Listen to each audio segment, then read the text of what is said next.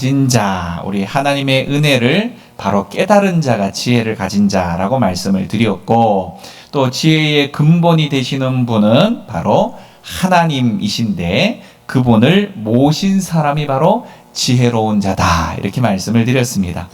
예수 그리스도를 하나님이 보내신 바로 구주인 줄을 믿는 사람, 그 사람이 어떻게 살아가는 것이 바로 이 지혜에 합당한 삶을 사는 것이냐, 이 이야기를 지난주에 이어서 계속해서 말씀드리고 있고요. 그것은 바로 하나님의 말씀을 듣고 깨달은 대로 살아가는 것, 그것이 바로 하늘 위의 것죠. 위의 것을 사모하고 사는 삶이다, 이렇게 말씀을 드렸습니다. 자, 오늘 8장 1절의 말씀에는 누가 지혜자와 같으며 누가 사물의 이치를 아는 자이냐, 사람의 지혜는 그의 얼굴에 광채가 나게 하나니 그의 얼굴에 사나운 것이 변하느니라, 이렇게 말씀하고 있는데요. 자, 이 말씀을 보면 예수 믿고 구원받은 성도들은 이 세월이 지날수록 또 믿음의 그 깊이와 넓이가 더할수록 인상이 좀 달라져야 한다, 이 이야기입니다. 인상. 자, 여러분의 인상, 얼굴 인상이 어떻게 지금 바뀌어가고 있는지 한번 살펴보기를 원하는데요. 주님과 교제하고 또 주님을 모시고 사는 사람, 하나님 은혜를 받고 사는 사람은 바로 그 얼굴에서도 주님을 닮은 모습이 나타난다라는 겁니다. 또 나타나야 한다라는 겁니다. 네, 특별히 오늘 이 말씀 가운데 사리를 해석하는 자 누구냐, 이렇게 말씀하는데, 무슨 일을 만났을 때 하나님의 뜻이 무엇인지 진정 바로 깨닫는 사람, 그가 바로 사리의 해석을 아는 자라고 했습니다. 사리를 깨닫는다라고 말하는 것은 단순히 그냥 이치를 아는 정도가 아니라 어떤 문제를 만나게 되어졌었을 때 하나님의 뜻이 어디에 있는지, 또 하나님이 어떤 것, 무엇을 기뻐하시는지, 또는 이럴 때 하나님은 어떻게 행하는 것을 좋아하시는지를 깨닫는 것을 가리켜서 사리를 깨닫는다, 이렇게 말하는데요. 무슨 일을 만났을 때 하나님의 뜻에 합당한 것을 찾아서 바로 대처할 줄 아는 사람, 그가 바로 사리의 해석을 아는 자입니다. 결국 사리를 해석할 자는 하나님의 말씀을 가진 자이겠죠. 결국 그가 누구십니까? 우리 예수 그리스도이십니다. 네, 그분은 살아있는 말씀이라 그랬고요, 생명의 떡이라고 말씀을 했습니다. 또 하나님의 말씀 성경은 바로 그분의 기록된 말씀입니다. 자, 요한복음 1장 1절에 뭐라고 말씀하셨냐? 태초에 말씀이 계시니라. 네, 말씀이 계시니라. 이 말씀이 하나님과 함께 계셨으니 이 말씀은 곧 하나님이시니라 라고 말하고 있습니다. 네, 결국 그 말씀이 곧 예수 그리스도다라는 겁니다. 그러니까 예수님은 어떻게 해요? 살아있는 말씀이라는 거죠. 네, 그래서 성경은 기록된 말씀이기 때문에 성경을 늘 간직하고 있는 사람, 그가 바로 오늘 이야기하고 있는 사리를 바로 판단할 수 있다라는 겁니다. 자, 그런데 성경을 아무리 줄줄 외우고 있어도 사리를 판단하지 못하는 경우도 있는데요. 자, 그것은 바로 내가 똑똑하다고 되는 것이 아니라 성경 말씀에 대해서 세상 지식까지는 내가 얻을 수 있을지는 모르겠지만 하늘의 지식을 얻는 방법은 바로 성령 하나님께서 그 말씀을 밝히 깨닫게 해주셔야, 일명 조명해 주셔야 우리가 성경을 바로 깨달을 수 있는 겁니다. 자, 오늘 우리가 본당에 들어올 때 오늘 날씨가 좀 꾸물꾸물합니다. 오늘 비가 올렸는지 말렸는지 모르겠는데, 자, 밖은 그래도 빛이 조금은 있어서 밝기는 합니다만 오늘 이 예배당에 들어와서 불을 다 꺼버리면 어떻게 될까요? 어두워요. 어둡기 때문에 성경을 펼쳐도 잘 보일까요? 안 보일까요? 안 보여요. 이 불 켜진 걸 뭐라 그래요? 조명빛이라고 이야기하죠. 네, 성령의 조명이라고 말하는 것은 성령 하나님께서 빛을 밝혀 주셔야, 그죠? 말씀을 볼 수 있고 깨달을 수 있다라는 의미의 조명이라는 뜻이라는 겁니다. 그래서 우리가 말씀을 많이 안다고 해서 다 깨닫는 것이 아니에요. 그래서 내가 많이 안다고 자랑할 일도 아니라는 겁니다.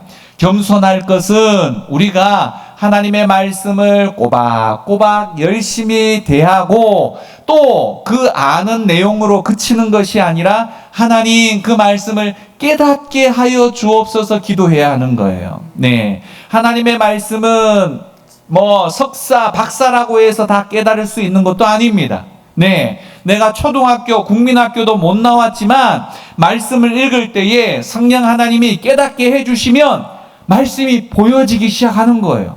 이 능력이 나에게 있는 것이 아니라 하나님께 있기 때문이다라는 겁니다. 그래서요, 항상 이 말씀을 대할 때는 겸손한 마음으로 내가 좀 안다고 이렇게 의시됐다가는 하나님이 지혜를 싹 걷어가 버리시는 거예요. 그래서 항상 겸손한 마음으로 말씀을 대할 때 하나님 깨닫게 하여 주옵소서. 그래서요, 하나님 말씀은 읽어도 어때요? 새로워요. 그죠? 그때마다 하나님이 깨닫게 하시는 내용이 다르기도 하고 나의 형편과 상황이 매 순간마다 달라지기 때문에 그 순간에 적합한 말씀의 지혜로 깨달음으로 우리에게 하나님이 허락해 주시기 때문에 말씀은 날마다 새로운 것입니다. 믿으십니까? 맞습니다. 네. 자, 고린도전서 2장 12절과 13절에 보면 사리를 해석하는 자가 되려면 사리를 해석해 놓으신 하나님의 말씀을 보아야 하고 또 사리를 해석해 놓은 그 말씀을 읽어도 때마다 적용할 수 있는 그 능력은 내 안에서 나오는 것이 아니라 성령님이 주셔야 된다. 이렇게 말씀하고 있습니다. 네. 우리가 하나님의 말씀을 열심히 묵상하고 상고하고 또 그때마다 성령 하나님의 은혜 주시기를 늘 기도하는 이유가 바로 거기에 있다라는 거죠. 자, 오늘 사람의 지혜는 그 사람의 얼굴에 광채가 나게 하나니 그 얼굴에 사나운 것이 변하느니라 이렇게 말합니다. 하나님의 은혜를 바로 깨닫고 말씀대로 바르게 걸어가면 사람의 얼굴에도 광채가 난다는 겁니다. 금가루 발라도 광채가 잘 안 나는 그 얼굴에 하나님의 은혜를 깨달으면 그 얼굴에 광채, 금가루보다 더 번쩍번쩍이는 광채가 나게 되어진다라는 거죠. 혹시 여러분, 우리 예수님 믿는 화가들이 옛날에 성화를 그릴 때 사람 얼굴 뒤에다가 빛이 나도록 동그랗게 해서 이렇게 빛나는 얼굴의 모습으로 그려놓은 그림들 성화 보셨죠? 네. 결국 그 모든 그림이 바로 오늘 이 말씀에 근거하다라는 겁니다. 네. 사람이 하나님의 은혜를 많이 받고 그 말씀들을 잘 순종하다 보면 그 얼굴에도 하나님 닮은 그 영광스러운 모습이 나타난다는 겁니다. 네. 지금 우리도 그래서 하나님과 교제를 잘 하고 하나님의 뜻을 바로 알아서 하나님의 지혜와 하나님의 지식을 가지고 이 땅을 살아가다 보면 하나님의 모습을 닮은 것이 바로 우리의 육체의 모습 가운데에도 드러나게 된다라는 거죠. 네. 그렇기 때문에 우리 성도들은 신앙의 연조가 좀 깊어졌다면, 얼굴 모습에서나 또 말에서나 그리고 삶의 모습에서 하나님 닮은 거룩한 모습이 나타나야 정상이다라는 겁니다. 정상. 이것을 사모하고 기도하다 보면 하나님께서 바로 우리의 이 인상도 바꿔주신다는 겁니다. 사람 마음에 여러분 진정한 평안이 이 깃들어 있으면 나도 모르게 이 주름살이 펴지는 거잖아요. 얼굴이 펴지는 거잖아요. 그죠? 내 안에 근심 걱정이 있으면 아무리 웃으려고 해도 그냥 쓴 웃음 막 주름 잔뜩 지어가지고 웃는 웃음밖에 낼 수가 없잖아요. 그죠? 결국 만족한 가운데에 우리가 하나님의 은혜 가운데 살아갈 때 하나님께서 바로 우리의 인상도 펴주시기 때문에 그 얼굴을 보면 아는 겁니다. 아는 겁니다. 사나운 모습도 씻겨지게 되어진다는 거죠. 사람은 성격 뜯어 고치려고 그러면 얼마나 힘들어요. 30년, 40년 같이 살아도 성격 못 뜯어 고칩니다. 상대방 얼굴을. 그러나 하나님이 역사하면, 그 안에 성령이 역사하면 그 성격도, 그렇게 안 고쳐지던 성격도 바뀐다는 겁니다. 바뀐다는 겁니다. 네. 결국 이 모든 일들이 하나님의 은혜가 역사하는 힘인 것이고, 이것은 하루아침에 되어지는 일은 아닙니다. 네. 주님과 끊임없이 만나고 교제하고, 또 하나님의 말씀을 읽고 묵상하고, 또 그 은혜를 날마다 체험하는 그런 모든 내용들을 통해서 내 안에서 나도 모르게 흘러나오는 하나님의 은혜와 그 사랑 때문에 이웃을 사랑할 수밖에 없고, 그냥 퍼주고 싶고, 그냥 나눠주고 싶고, 그냥 도와주고 싶고, 그죠?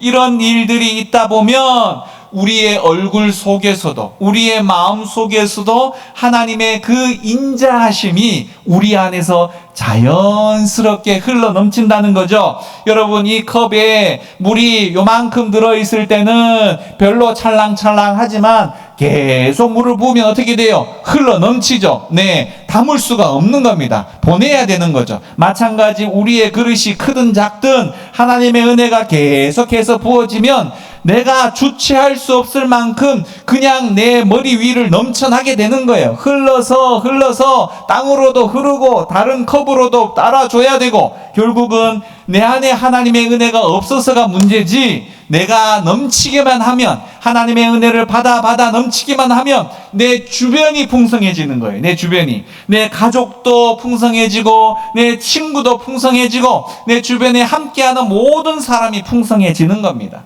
내가 가난하고, 내가 빈약하고, 내가 메말라 있고, 내가 은혜가 없으면 나도 모르게 내 안에서 신경질이 나고, 그냥 막 화가 올라오고 짜증이 나고, 그러면 내 주변 사람들이 다 짜증스러운 사람을 만날 수밖에 없다라는 거죠. 결국 내가 중요한 겁니다. 내가 은혜 받았냐? 그렇지 않느냐가 중요한 거예요. 다른 사람 핑계 댈 일이 없는 겁니다. 다른 사람 탓할 일이 없는 겁니다. 네, 오늘 이 말씀을 잘 상고하시고 이 은혜를 우리는 사모하며 기도해야 한다는 겁니다. 네, 이렇게 될 때 어떻게 해요? 내가 풍성하면, 내가 은혜와 내가 자비가 풍성하면 내가 굳이 사람에게 가지 않아도 다른 사람이 나에게 붙게 되어져 있어요. 네. 그래서 결국 그 사람이 정말 하나님의 은혜의 풍성한 가운데 있느냐 없느냐는 그 사람 주변의 사람들이 몰려드냐 그렇지 않느냐를 보면 또 알아요. 네. 그 사람이 평생 가도 혼자서 있기만 하는 사람은 사회생활 가운데에서 나눠줄 줄 모르고, 섬길 줄 모르고, 하나님의 그 모든 내용들은 결국은 하나님의 은혜를 제대로 체험하거나 그것을 나눌 줄 몰랐기 때문에 그렇게 혼자일 수밖에 없다라는 거죠.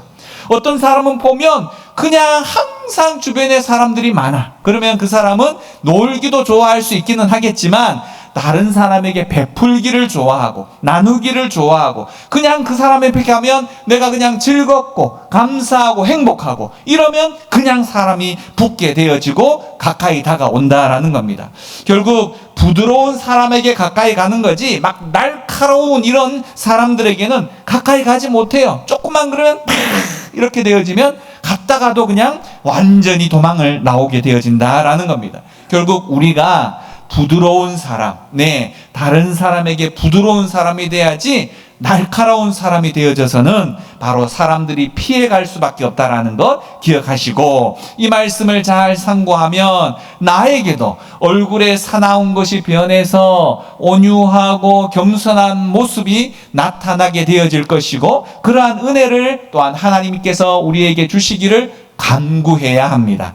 그래야 우리가 사실상 말로 전도하는 것도 굉장히 중요하고, 더불어서 우리의 얼굴 자체가 전도지예요. 얼굴 자체가. 네. 아, 저 사람 그냥 뭐가 저렇게 즐거워서 행복해서 저렇게 날마다 웃고 다닐까? 그러면 궁금증이 생겨서 물어올 수도 있습니다. 그때 하나님의 말씀을 전하면 된다라는 거죠. 결국은 예수 잘 믿는다 그랬는데 날마다 인상 쓰고 다니고 날마다 그냥 입이 걸걸하고 그러면 누가 묻겠습니까? 우리가 항상 기쁨이 있고 충만하고 감사가 넘치고 무엇을 하더라도 우리의 입술에 그냥 찬송이 넘치면 사람들이 도대체 저 양반은 뭐가 없는 것 같은데 뭐가 저렇게 기쁘고 즐거울까 물어올 수 있다라는 거죠. 우리의 얼굴이 전도지다라는 것 잊지 마시고, 우리가 전도할 때나 다른 사람을 주님께 인도할 때 사람들이 우리를 바라볼 때 매력이 있어야 하는 거예요. 그런 매력이라고 말하는 게 얼굴에 뭐 금칠해서 매력이 아니라 하나님이 주시는 그 은혜 때문에 넘쳐나는 매력을 말하는 겁니다. 네, 그런 은혜가 이 자리에 있는 우리 모두에게 있기를 간절히 축원드립니다. 자, 2절 말씀 볼까요? 내가 권하노니 왕의 명령을 지키라. 이미 하나님을 가리켜 맹세하였음이니라. 이렇게 말을 하는데요.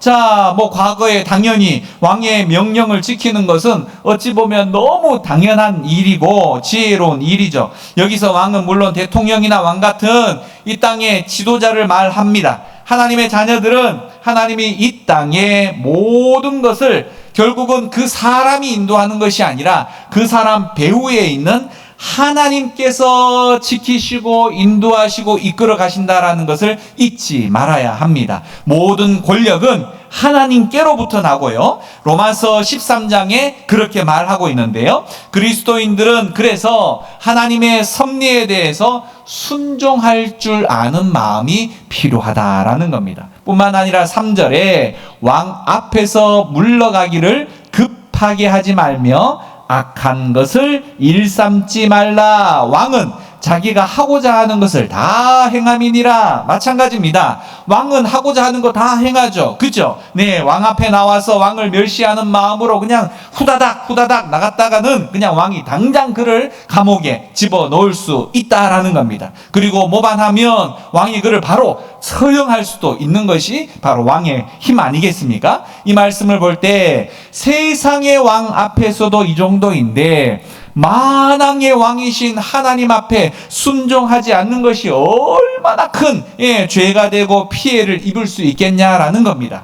세상의 왕 앞에서도 급히 나가면 안 되고 그를 악한 일로 모반하면 망하게 되는데 하나님 앞에 오만한 태도를 취하고 또 그야말로 뭐 마음대로 행하면 아주 그 삶이 하나님으로 인하여서 큰 징계를 받고 불행한 사람이 되어질 수밖에 없다라는 거죠. 그리고 하나님을 대적하는 것은 사실상 스스로 망하려고 작정한 것이나 다름이 없다라는 겁니다. 그러니 어찌하든지 하나님의 말씀에 어떻게 우리는 순종해야 한다라는 겁니다. 순종. 말씀을 가르치는 우리 뭐 때로 제가 마음에 다 들겠습니까? 그죠? 이 자리에 계신 분들은 이런 또 마음을 가지고 계신 분들도 분명히 있을 수 있는데 말씀을 전하는 제가 마음에 설령 들지 않다 할지라도 그 말씀만은 순전히 받으시길 소망합니다. 네, 왜냐하면 그 말씀은 제 말이 아니라 하나님의 말씀이기 때문에 순종하지 않으면 우리에게 손해고 순종하지 않으면 우리가 망하기 때문이다라는 거죠. 예, 사람에 대해서는 얼마든지 거부하는 마음이 있을 수 있어요. 네,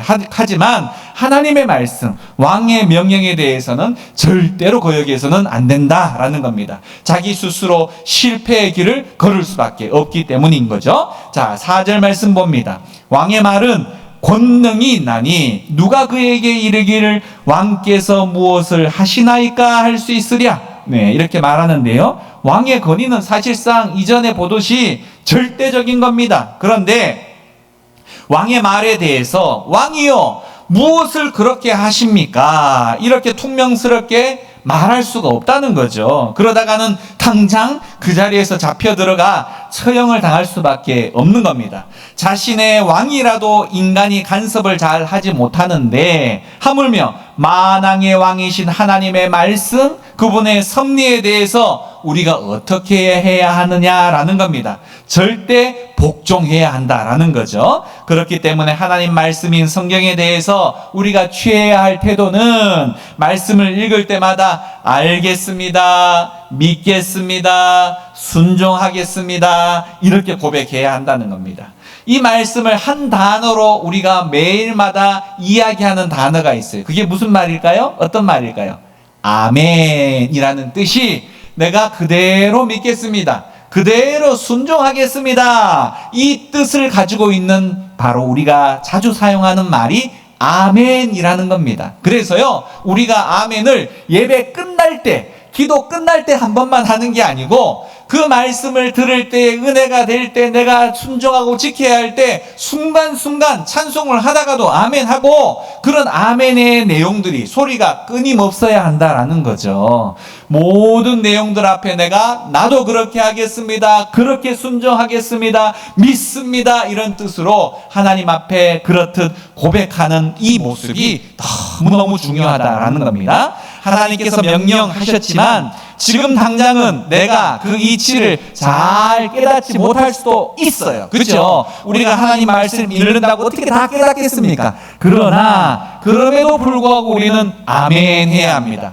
예해야 합니다. 순종하고 따라가야 합니다. 어떤 말씀은요, 내가 다 깨달아서 따라가는 것이 아니라 순종하며 따라가다가 깨닫는 경우도 엄청 많아요. 그렇지 않습니까? 그래서 우리는요, 하나님의 말씀을 내가 아는 것만 순종하는 것이 아니라, 나에게 믿어지는 것만 순종하는 것이 아니라, 있는 그대로 순종하다 보면 하나님이 순간순간 깨닫는 지혜를 허락해 주신다라는 겁니다. 이 이치를 지금 당장은 깨닫지 못하고 또 모르더라도 순종하다 보면 세월이 훨씬 지나고 나서 아하, 그래서 이렇게 말씀해 주셨구나, 이런 은혜를 경험하게 될 것입니다. 네, 하나님의 말씀은 어때요? 부모님이 자녀에게 하는 말이 다 자녀를 어떻게 하라고? 잘되게 하라고 하는 말 아니겠어요? 그죠? 마찬가지 하나님 아버지께서 우리 자녀 한 사람 한 사람을 위해서 허락하시는 그 말씀은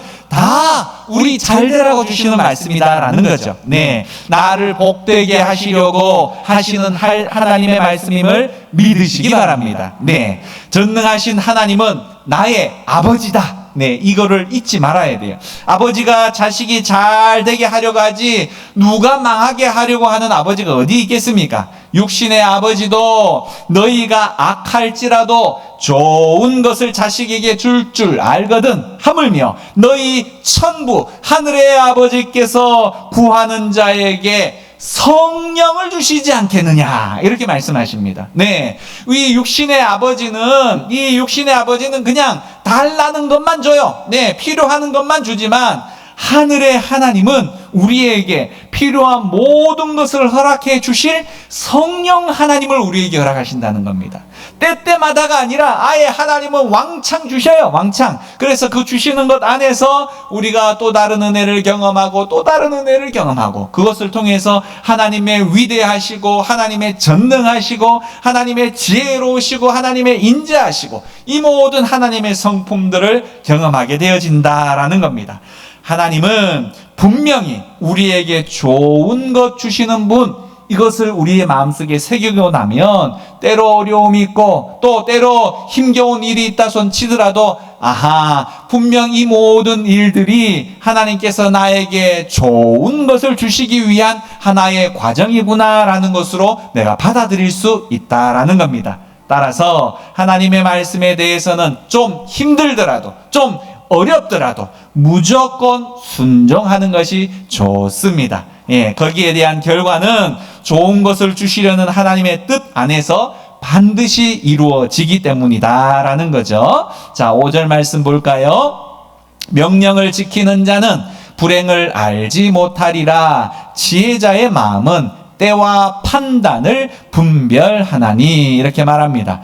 하나님의 명령을 지키는 자도 은혜를 입고 왕의 명령을 지키는 자도 화를 면하게 됩니다. 이 말을 반대로 생각해 보면 왕의 명령을 지키지 않으면 화를 당한다라는 거죠. 결국 지혜자의 마음은 시기와 판단을 분별한다라고 말하는데, 여기서 시기는 질투하는 이 말하는 게 아니라 때를 말하는 겁니다. 지혜자는 때를 안다는 거죠. 내가 심을 때와 거둘 때를 알고 내가 말할 때와 말하지 않을 때, 들을 때를 잘 분별한다는 겁니다. 결국 우리가 이전에 전도서 3장에 보았던 것처럼 천하의 범사가 기한이 있고 모든 목적이 이룰 때가 있다, 이렇게 말씀을 했잖아요. 결국 하나님의 말씀을 바로 깨달은 사람은 이런 분별력이 있어서 때를 깨닫게 된다라는 겁니다. 지금이 감사할 때인지, 지금이 찬양할 때인지,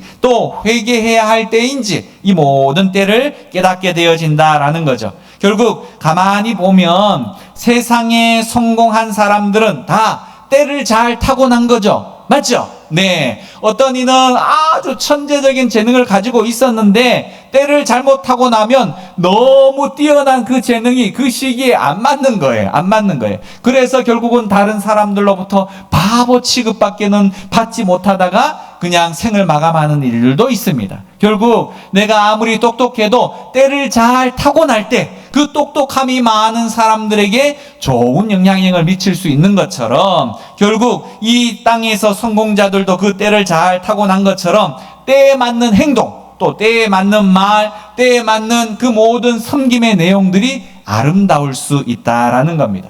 우리가 교회 안에서도 하는 말들을 우리가 잘 한번 살펴보면요, 어떤 말은 참 유식해 보이고 좋은 말인데 때와 상관이 없이 하는 말들을 듣게 되어지면 괜히 부담스럽고 괜히 힘만 들고 괜히 짜증만 날 때가 있습니다. 그래서 결국은 하나님이 지혜를 주실 때 그 때를 잘 분별하는 말은 길게 말하지 않아도 한마디 말도 다른 사람에게 얼음 냉수와 같이 속을 시원하게 만들 수도 있다라는 거죠. 자, 결국 똑같은 것인데도 때에 맞지 않으면 결과가 좋지 않고, 어떤 것은 때에 맞으면 너무너무 귀하게 쓰임받게 되는 겁니다. 그래서 하나님의 은혜를 받은 사람은 때를 잘 분별하는 사람이다 라고 말했고요. 또 판단도 분별할 수 있다 라고 말했습니다. 시기를 잘 깨닫고 그것을 잘 분별할 줄 아는 것인데, 그럴 때에 상대방에게 불쾌감을 주지 않고 은혜를 끼치게 되어질 수 있는 거죠.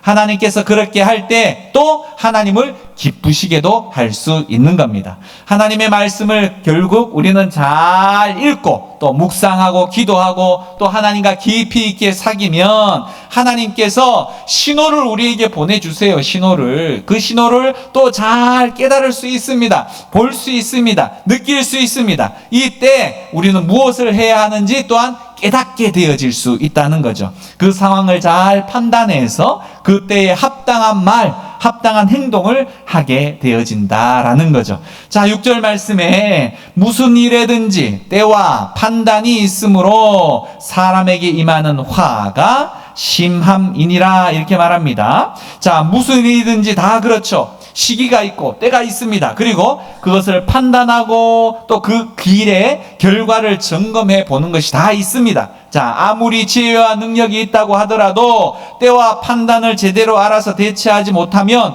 화를 입을 수 있는 거죠. 똑같은 행동을 해도 시기를 잘못하고 나면 칭찬을 받는 것이 아니라 오히려 화를 받게 되어지는 일들도 우리가 살아가는 일상 가운데 얼마나 많이 있는지 모릅니다. 그렇기 때문에 우리는 겸손히 하나님과 늘 함께 하면서 하나님을 위해서 바로 살아야 한다라는 겁니다. 자, 오늘 말씀 우리 잘 기억을 해서 사리를 잘 판단하고 하나님 뜻대로 살아서 우리 얼굴에 좀 하나님의 모습이 드러나기를 소망합니다. 네, 모세가 하나님과 사귀다 보니 얼굴에 빛이 났잖아요. 모세도. 네, 우리들도 하나님 앞에서 기도하고 말씀을 상고하는 것을 통해서 그분과 깊은 교제를 통해서 하나님의 모습이 우리의 얼굴, 우리의 삶 가운데 나타나서 많은 사람들에게도 은혜를 끼치고 나를 통해서 하나님께 그들이 하나님 앞으로 나올 수 있는 그런 은혜도 경험하면 얼마나 우리가 영광스럽고 감사하겠습니까? 그리고 오늘 사리를 판단하고 시기를 판단하고 하나님의 말씀과 성령의 지혜를 얻어서 모든 일의 때를 알고 판단해서 하나님께서 가장 기뻐하시는 일을 행하는 것, 그 일 또한 우리에게 얼마나 감사한 일이 되어지는지 모르겠습니다. 그런 일들을 통해서 우리의 인생이 값지고 복된 그런 삶으로 날마다 인생의 삶을 살아갈 수 있기를 간절히 축원드립니다. 기도하겠습니다.